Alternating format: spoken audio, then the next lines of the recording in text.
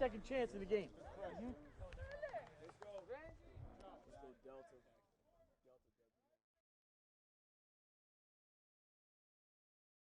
I currently the head coach of a school that we have 2,100 kids in our school, and we have about 145 of those young men out for football, 9 through 12. On our varsity program last year, we had 99 guys, so we're really proud of that. We have a lot of positive things happening in our community right now. One thing that might catch you a little different, we're not a blue-collar community. This is a very affluent community, so our team is made up of kids from that, and we've had to kind of learn how to work in that environment and do that. And I think we've done some really positive things with that and create an environment here that's allowed football to be very successful. What I'm going to talk about with you in this segment of our presentation is something that we kind of got back to and then discovered when we got back to it that it was something that's very successful for us.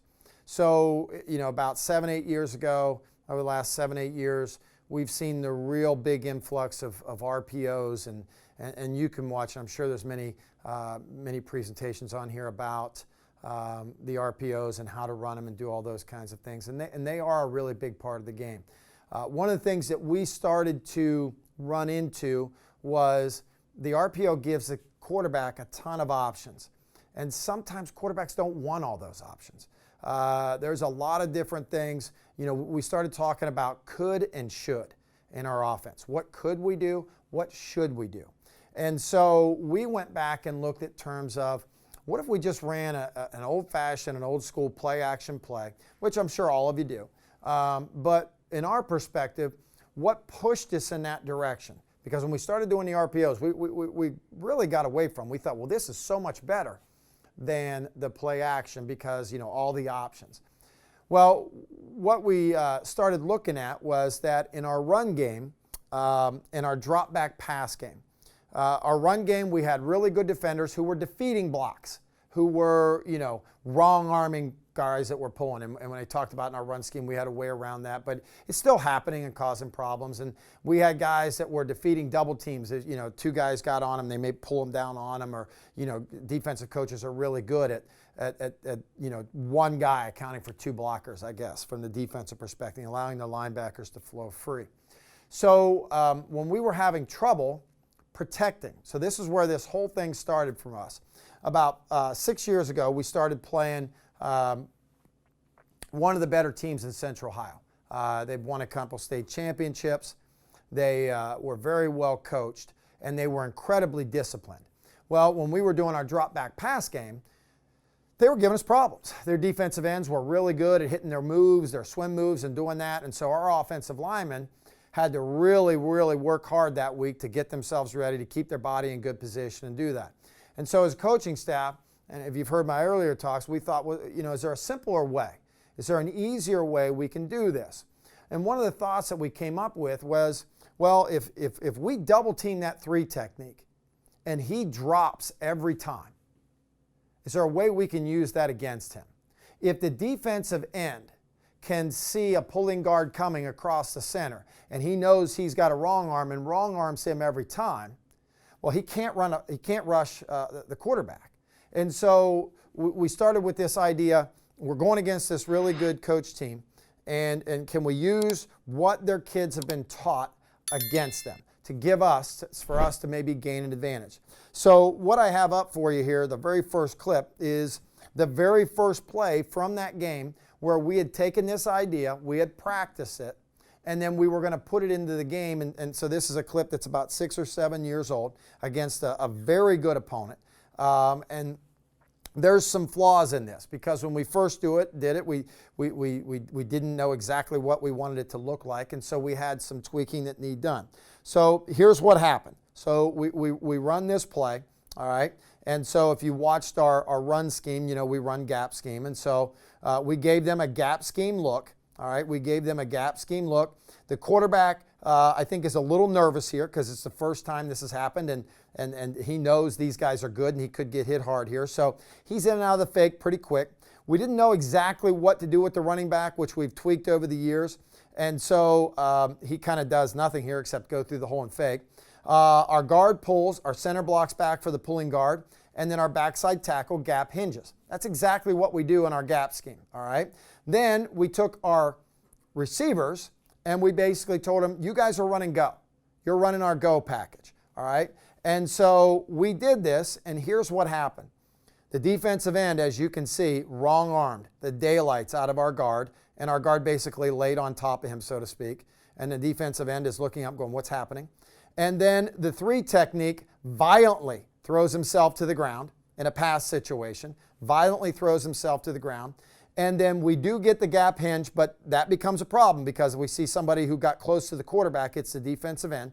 So I'll talk about that in a few minutes. But we had receivers running through zones fairly open, and we had a quarterback that had a pretty easy read on a free safety that he was able to make a throw into space and complete it.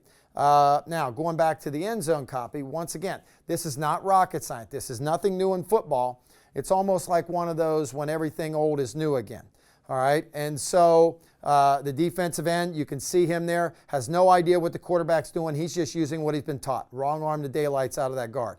3 technique, you feel 2 bodies. Get down now. All right, get down now. Backside, center's going back to the pulling guard, who's probably trying to work across his face to get to the gap. You can see his left arm swing up in on our center right there. Boom. He's trying to work across his face because he's read and run. All right, and then the backside defensive end, he's probably the only one that gets the something's up signal, and he actually does a pass rush move on our offensive tackle, and actually gets close to the quarterback. Not close enough to make a play, but close enough to make us watch film and go, maybe we need to make an adjustment there.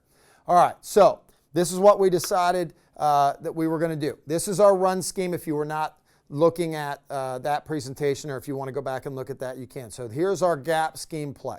This is depicting our gap hinge. Sorry about some of the lines on the left. When you upload your PowerPoints up to Huddle, there's a problem sometimes. But and there's actually kind of a tight end here, but that's okay. We see the basic scheme. We're double teaming to the backside. We're pulling and kicking out. We're doing all those things to create, obviously, the run lane for the quarterback. All right, and so this would be what power left looked like. This is more of a traditional ace look. If you were listening to that presentation, the thing that you heard was that we start with the idea of 5 offensive linemen can block 5 guys. What's the best way to cover them up? In this case, we're creating angles with a gap scheme. And so the 6th guy, which in this case is labeled as the Mike, we are using the idea, one of 3 things. One being we can ask a friend, the H, to come get the 6th guy. Or if we were running the ball, we could pick somebody to be the 6th guy and read him, and the quarterback could decide, quarterback or me. And then we could also pick a 6th guy and we could do an RPO, meaning I hand it to the back and run, or if that guy leaves or does whatever, I can throw a pass off of that. So that's basically what you're looking at here, that just giving you a basic understanding of the run game. Here it is out of trips, same basic idea with the 6-man front, same basic idea as well. So now we took this and we applied it to our, basically made it into a pass protection. And obviously there's, whoops. Okay, so now we get to this. All right, it went one too many. There we go. All right, so what were the problems that we created? And what did we have to sit down and meet with as a coaching staff? And here's what we came up with. And there's a ton of wing T guys that are doing a great job, and they're very challenging to stop, and I hate when we go against them. But here's one thing about the wing T that always kind of dilemmaed me, is when they pull that guard across the center to the wing, it's almost always run. And then when they pull the guard across the center away from the wing, it's almost always pass. Well, to me, that's an indicator. That offense is very, very good and very mechanical about what they do in gain charge. I didn't feel like our run was that good or that heavy that we could afford to do that. So in our offense, we want it to look exactly the same, exactly as the run play. We want to put those 2 linebackers in as much of a bind as we possibly can, or the rotating safeties in as much of a bind as we possibly can. So here's what we thought. If we pull the guard and the end wrong arms, that's good. If we double team the 3 and he drops on his own, that's good. That helps us. But it's very hard to double team to the backside backer because how do I come off? When do I come off? This is a pass. How do I make that happen? So here's what we did with that. The double team on the front side when we called power right pass, for lack of a better thing to call it, power right pass, the double team is now, instead of going to the backside backer, it's going to be on the front side backer. Okay? So then now how do we account for anything on the backside? We're going to use the back to do that. We're going to use the back to do that. So the back's footwork, on gap, he's reading the guard. He's reading the guard's pull and block. So it's not too much of a stretch for him, instead of finding the guard, to find the inside linebacker to outside linebacker on the side that he's lined up in as he gets a full mesh with the quarterback, unless somebody walks up to the line of scrimmage, is going to come really fast. Then he's going to forget about the mesh and he's simply going to block that guy. Now, what's the good thing about that is the fake's already been done then, because the guy that we were trying to fool, the guy that we were trying to pull down, has already pulled himself down. So we don't feel like the fake to the back is really necessary anymore because the guy that we're trying to get is already down. Now, backside tackle, this is a problem. Because when we gap hinge that, if you listen to that talk, his rule is gap hinge for the backside end. That really opens the door for a good pass rusher. That's really putting the pass rusher in the advantage position. So what we decided we were going to do there, without giving anything away, without pass setting him or doing that kind of thing, we were going to give that defensive end or that tackle the ability to just jump that defensive end. And I think if you go to the lineman clinics and all that kind of, I think that's what they call it, where they're just going to step and get on that guy right now. Now, he's probably still going to do a pass move, so we've taken the game down to one guy, all right? And we can, if that guy's a problem, we can tell our back, ride your fake. If the one guy's coming off a lot, then come back and hit him off of that. And believe it or not, there's time to do that. That does work and it sets it up. So that's the protection that we came up with. We feel like it's a solid protection because we're protecting with 6. We're protecting with 6. The rules are pretty simple, all right? For the left guard pulling in this particular play, it's really just let the guy wrong arm you. If he doesn't wrong arm you, kick him out. Kick him out, all right? For the 2 guys double teaming the 3 or the 1, if it's a 3, it's real easy. If it's a 1, we're just going to step to it. The tackle's going to step hard with it, with his eyes up on the up on what would be the Mike linebacker in the drawing. And then the backside center, he's working back. Now, as we got better at this, the one thing that we did, the center is going to step a little flatter, and our pulling guard on a normal pull is going to really be downhill. He'll just be a little bit flatter. So they work that marriage of I'm stepping, you're stepping, and not running into each other and not doing that kind of thing to where we're getting that kind of look. So we felt like this protection was really good for us. Now, what do you do with the receivers? That became the next question. So this is just an example of power left pass, and you can see the dash lines there are kind of showing you who they're eyeballing in the process. The pulling guards getting out and doing what they're supposed to do. And so the receivers. So now what we decided we would do is just take some of our 90s pass packages, call those for the receivers so they don't even know or care what the back or the linemen are doing. All they know is I'm running our curl package. So for the curl, the nursery rhyme, if you listen to my quick route presentation, then we have a nursery rhyme for every concept. For our curl concept, it's really simple for the quarterback. He goes middle curl, outside curl, back. Middle curl, outside curl, back. Now, what does that mean? That means the first thing he's going to do is look to that middle curl. The middle curl's rule is really simple. Get up to about 8, 10. We try and push them to 10, but they get nervous, and they probably end up at 8 more often than not. And then anywhere between the hashes, get open. Up to 10, up to 8, anywhere between the hashes, get open. Our outside receivers are running a traditional curl. Remember, I think I mentioned this in our last segment, hitches, curls, fast screens. Our rules are numbers or wider. If the ball's on my hash and I'm on the tight side, then I want to go bottom of the number, sideline, and get right in the middle of that. to run a hitch, a curl, or a fast screen. So in this case, if it's running a curl. Now, the back part of it is either the running back, labeled F here, or the H. Well, we know it's not going to be the F because he's part of the fake. He's drawing down that backer that we want to have.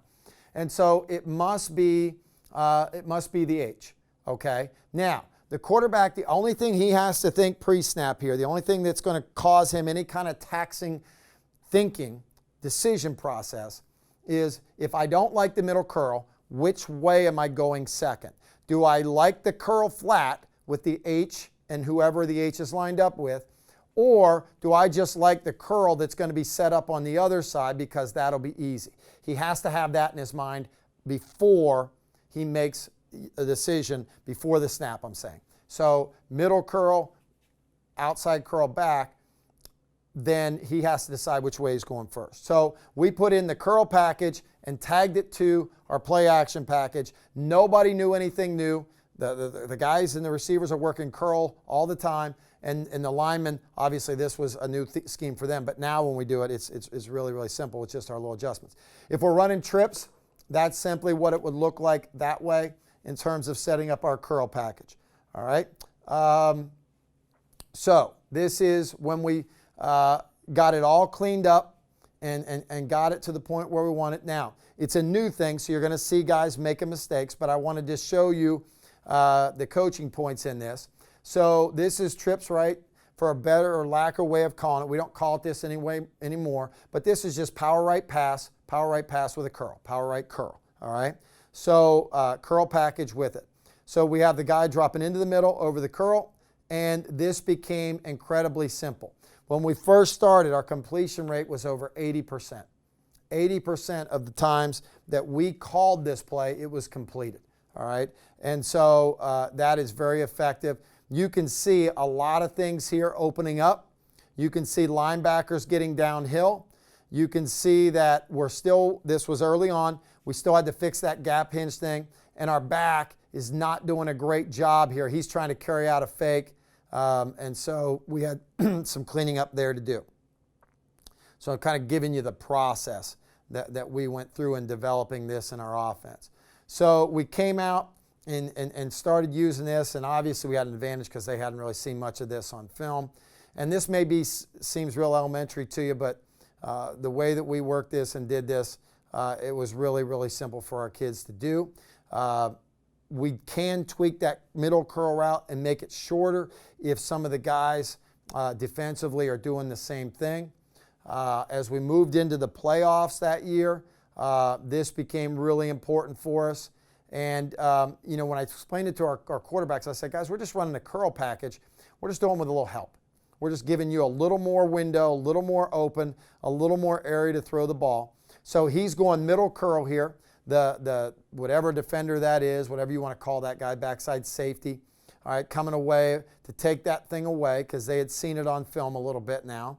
And so he's just feeling that and taking over. When I talked earlier about knowing pre-snap, now he can, if he feels like whoever's taking the curl away is coming from this side, he can go to that curl on the other side, away from that defender is. That was another little thing that we talked about as a coach-quarterback relationship.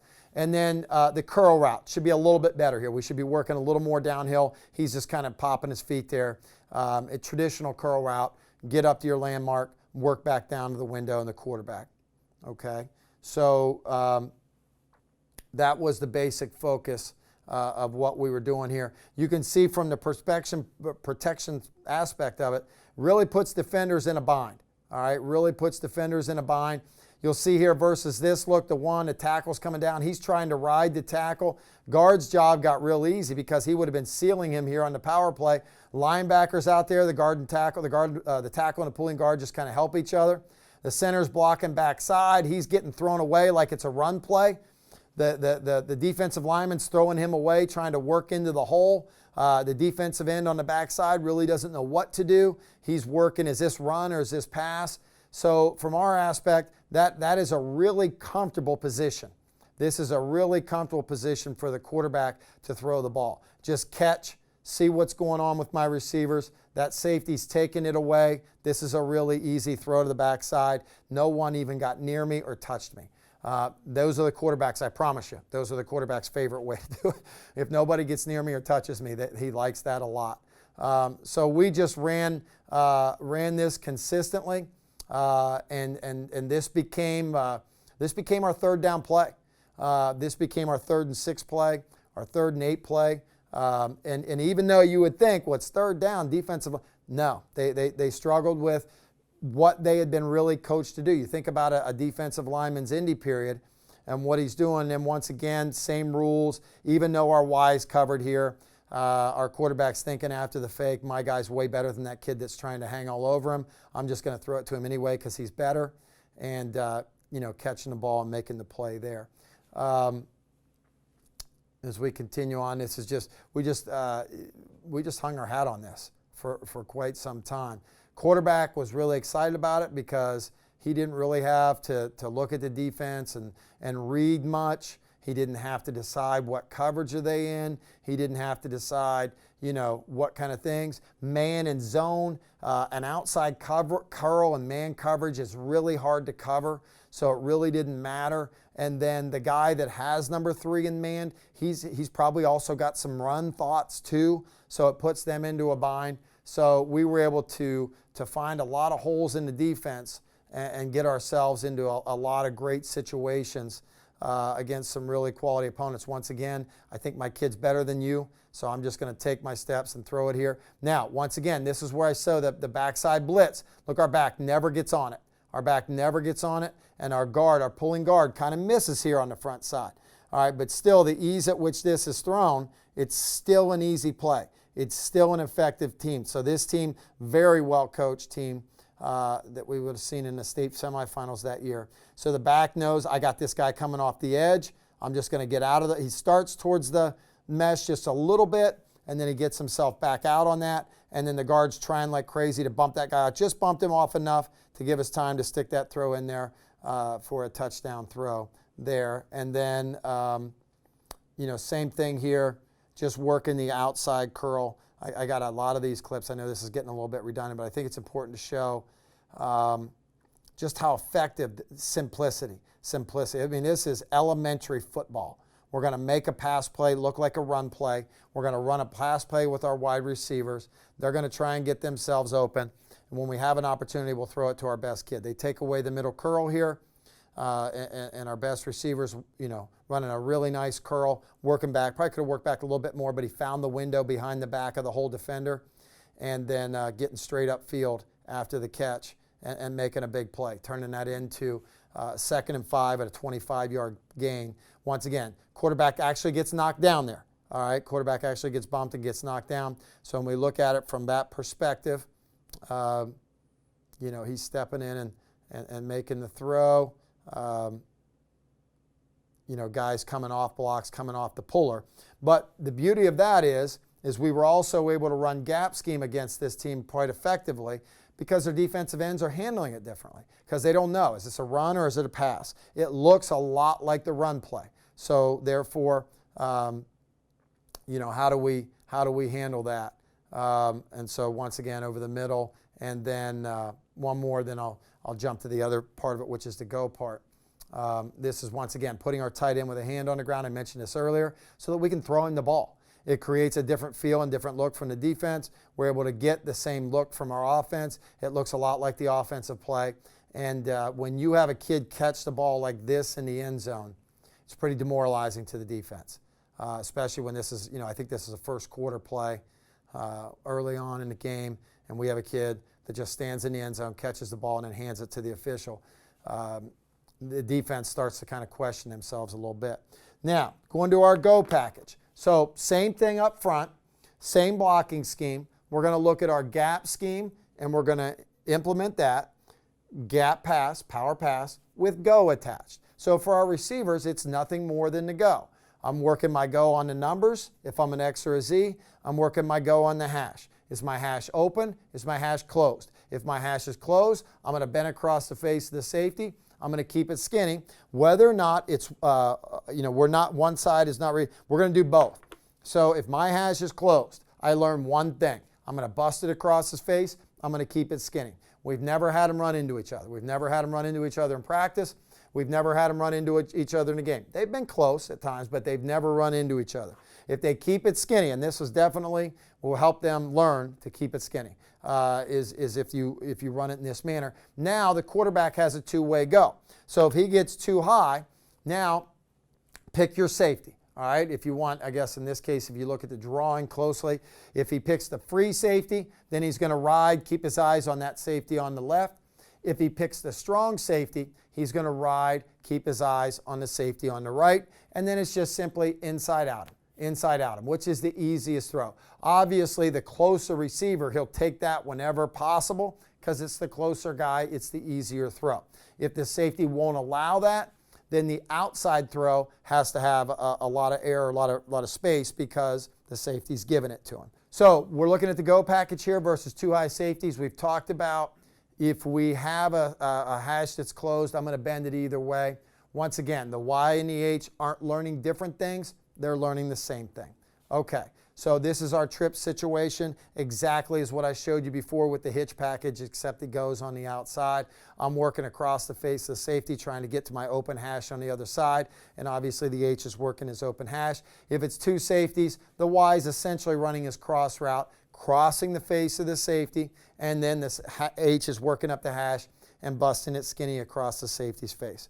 So we had practiced this, and this was the very first time that we ran it in a game with this particular look and this particular scheme. Once again, going back to this, the back kind of messes it up a little bit. We're getting a pretty good feel for our guard coming back. This would have been a call from us because of the overhang where the tackle's going to ask for help on the gap hinge because there's too many guys back there to gap hinge. So he's going to bring the center back across, and then the pulling guard coming through. But what the quarterback does is just simply read the safeties, and the safety is, they're read and run. They're in a bit of a bind here, okay? And so we were able to, like I said, this was the very first time that we ran it, the way that we were doing it, and we were able to get our wide receiver open. It's just our go package with a little help.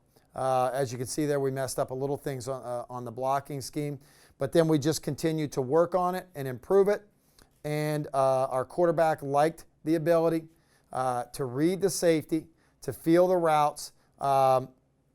In this particular case, we're pulling the guard one way and bringing the back the other, which you can do that.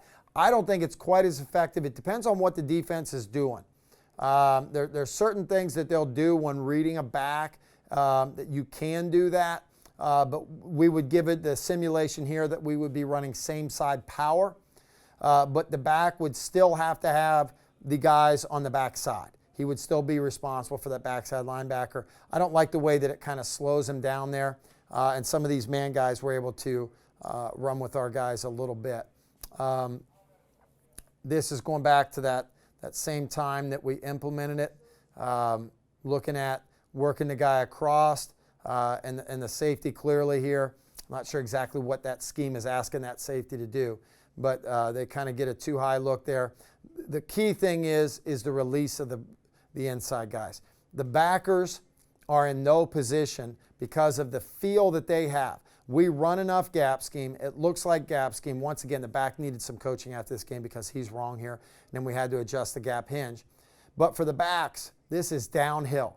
For the backers, this is downhill. And the release for the receivers love this release. The quarterback loves this relationship and working the safety. So he's simply looking at the left safety here who's just wrong, and then allowing our guy to run into space and be open there. And then you'll see us do this several times in this game, and we had quite a bit of success. If we do it out of, obviously this is 3-by-1 again, and once again the back, but the effect on the backers, their indecision, their run, read type thing, what do I do? And not only does it impact this play, but the impact that this has on the running game. Is it really that? Just anything you can do to make those defensive guys think, to slow them down, and to make their job a little more difficult is something that defensive coordinators are not big fans. You'll see this team started blitzing us a lot. and I didn't get into the gap scheme thing with this, but one of the rules we have, never let anybody cross your face, but we're going to trap that blitzer, and that's exactly what happens here on this, which is what should have happened, and we were able to pick up the things that came through with the back and get the ball into that space. Just really simple way to do it. And then if the free safety's jumping the crosser, then you have the seam. Same exact thing here. They're jumping around with their defensive front. They're creating an edge out there. So we're trying to adjust to that with our pulling guard. The more you coach it, the one thing, you'll see the guard start to slow down a little bit. So after watching this film, one of the things, we'll go back next year and we'll try and get that guard working faster a little bit.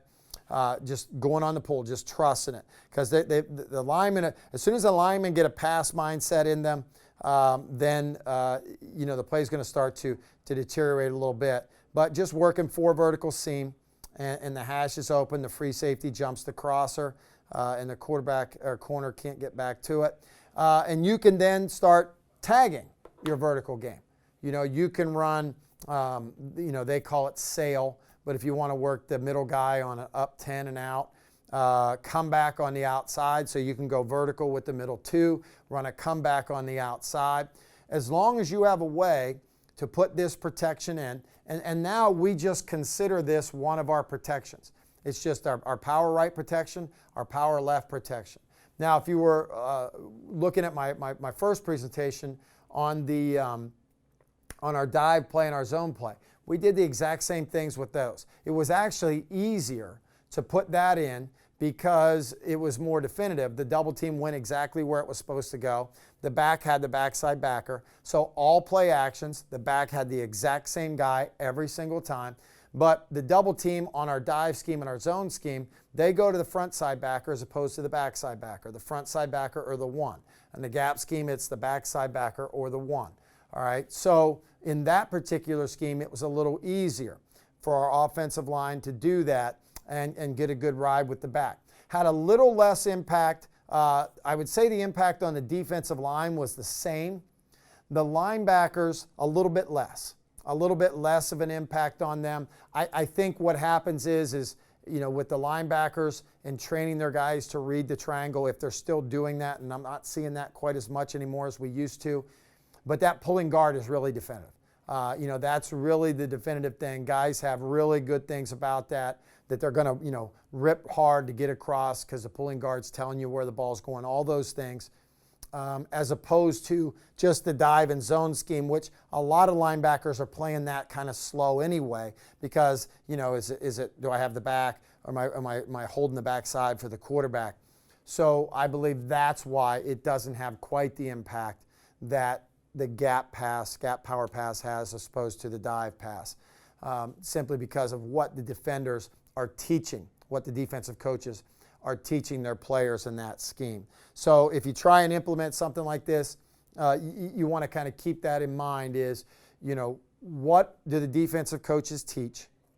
How can we take what they're teaching and then use that against them? So if you guys that are calling offense out there, it's probably a pretty good idea that when you go to clinics or you're looking at the cheap pigskin spot here, go to the defensive coaches. Watch what they're teaching. See what their fundamentals and techniques are. What are they teaching, their defensive linemen? What are they saying to their linebackers? What are they reading? How are they stopping RPOs? So that you could then, in the game of chess that we play in this football game, can you figure out what your next move is? Can you figure out what your next thing is? And so I still feel that this, it does create a bind. If you see that front side linebacker here, he's creating a heck of a running lane for our crosser. And there you see the free safety do that. Now, I don't think our crosser really acknowledges that linebacker at all.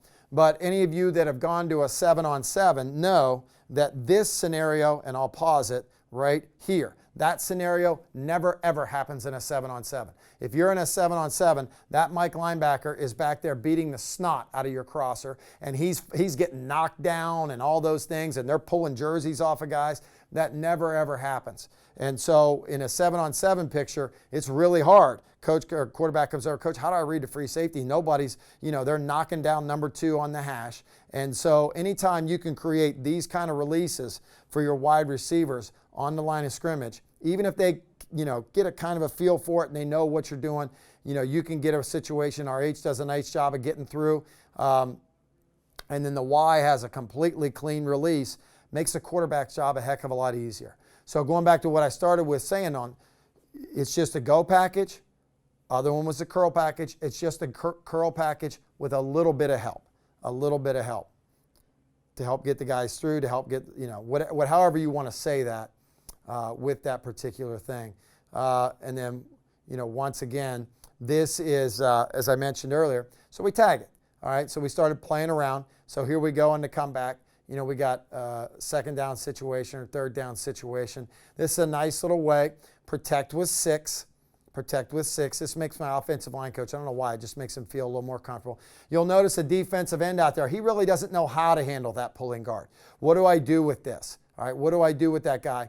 And one of the things that I talk to our offensive linemen about all the time, in pass protection, there's all kind of great techniques and all these kinds of things. But at the end of the day, your job is very simple. Get your body in between the defender and the quarterback and keep it there. All right? And then when I talk to the quarterback and we talk about moving in the pocket and doing all those kinds of things, and I tell the quarterback, your job's very simple when you're moving in the pocket. Keep the offensive lineman between you and the defender. So as you move in the pocket, just keep those guys in a good position. Keep them between you and the defender. If those guys work in that capacity and keep it simple along those lines, then you can have a lot of really successful plays. And you don't have a whole lot of what I call, we still have a bunch of them, you don't have as many panic plays, all right? And that wasn't a great route there and a good package, but you'll see that. Here's us tagging it with the inside receiver. So we're running go, but we're running that sail route with the inside receiver. All right, and this is, another situation I talked about in my earlier presentation about running hitch in 2 minutes. We're under a minute here. We're losing. This is the end of the game. We're trying to come back, and we're running play action pass. So what's the impact on people? You get a lot of guys standing up. Pass protection is minimal. Because there's that one thought in those defenders, they could have run the ball here. Now, not exactly here, but look at how, this defender on the left side here, the left defensive end, he's one of the best players in the country. He's one of the best high school football players in the country. His pass rush here, I promise you, is going to be way better than that when we watch him on television. And in this situation, he hesitates just for a second. And we're able to get that. We pick up the 10 yards because it's a sail route. If it would have been the comeback, it would have given us the same thing. We got an opportunity to get out of bounds, stop the clock, get the first down in that situation, and keep the game alive. Keep the game moving in a positive direction. They're only playing us with a 3-man front, but we wanted to make sure that defensive end didn't blow through our guy and just go make a sack, and we needed to get a positive yardage situation. I talked about the dive look.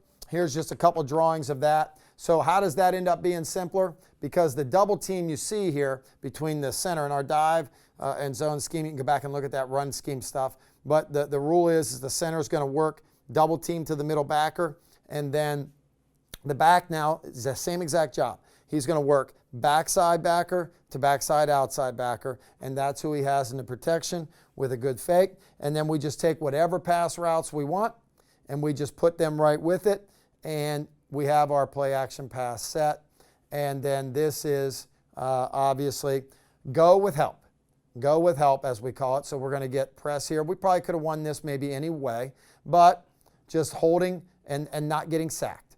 Not getting sacked here. Just slowing those defensive linemen down, letting them feel run, and then taking our athlete and getting him the ball in space in that situation. Quarterback's still standing after the play. They're doubled eagle because of our run package. Perfect. That's perfect. That's what we want to see. So the back, he's working that guy that kind of comes in, doesn't do it. And then our double teams are working up just how it would be on the run play. They're able to stay. At the end of the play, the quarterback can throw it to his buddy and never get anyone near him. So this is 7-on-7, not against an opponent. This is 7-on-7 at your own practice where nobody touches the quarterback. That's basically what the quarterback's practicing here. I mean, there's nobody anywhere near him. He gets to set his feet, make a throw over the outside shoulder, and make a big play in a big game situation. All right, same thing here. I think we've tagged it in this particular case. We got the comeback on the outside, all right, and just really simple. Just really simple. And you're thinking, well, that didn't affect the secondary at all. No, maybe not. But our quarterback is catching the snap, doing a ride, and he's still standing when the play's over. So those are things that make us effective. What did the linebackers do? The linebackers are freezing. All right, they're coming downhill a little bit. They're getting themselves in a bind. So anytime you can do that, and we kind of go through a process when we do this in a game. Once again, path of least resistance.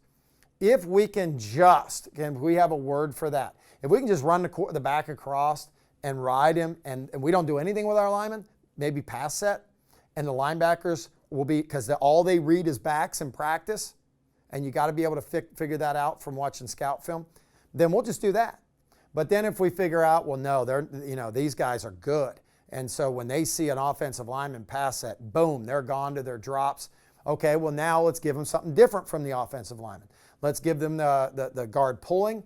Let's give them the guard stepping on zone, guard stepping on dive, and see how they handle that. And they may be really, really good at that, and they may see it one step false and then go. But even with that, you're getting better releases for your receivers, and you're getting a situation where most likely the quarterback's going to end the play up standing, which is really a positive thing. And I think this is tagging the inside receivers. Yeah, and he's just making a throw. It's a pretty big throw, across the hashes on a sail route. But that's the guy that he trusts, and he's made that throw, so he drops it over his outside shoulder and, makes another play in that situation there. And then goal line. Goal line here. We messed around here, and we decided, well, and this is maybe a little bit further along in this, but we run a lot of what they used to call counter trade, guard tackle coming across. And we said, well, shoot, let's just give them that. So what does the back have? The back has backside linebacker to outside linebacker. The guard and tackle are going to go, all right? The guard and tackle are going to go. And in this case, we get a second back in there who's going to bump through the end, but we give the exact same look. So it's essentially naked or whatever, and this isn't new. So he would add the option he could have thrown it here, but he just thought, well, I'll just run it in because nobody's near me. This is not new.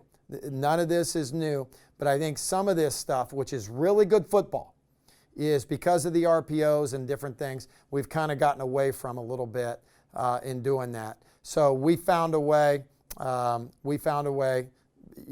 found anything. We just kind of reminded ourselves, hey, we can do this whenever we want as well. If, depending on how they're, this is another way, if you're running counter trade and they're really chasing the defensive end's really chasing that tackle hard, then find a way to make what he's being coached wrong. Make him, put him in a bind.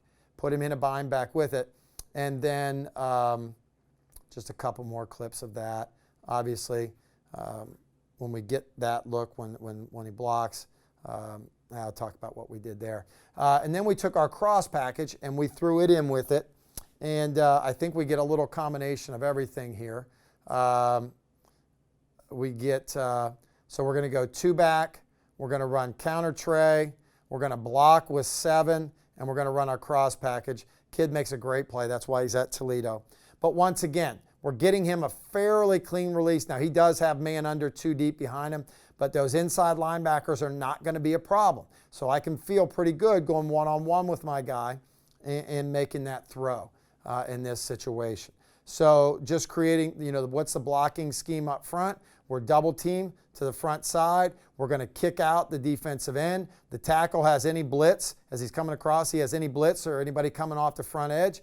The back has the same exact thing he's always had. He has backside to this. Now, we do let him do that part as well in that one. We just made that little addition with it because the back that's getting the fake, he's going to go backside backer there. That's how we picked it up. So now we're protecting with 7. That makes sense. Kind of rattled through that pretty quickly. And then that takes us back to the original play from 6 years ago. The one thing that I would advise is take a look at some things that you're doing and talk to your quarterback and see, we still run RPOs and I love them, but sometimes kids do not want that much freedom and they don't want to be in a situation where they have to make too many decisions.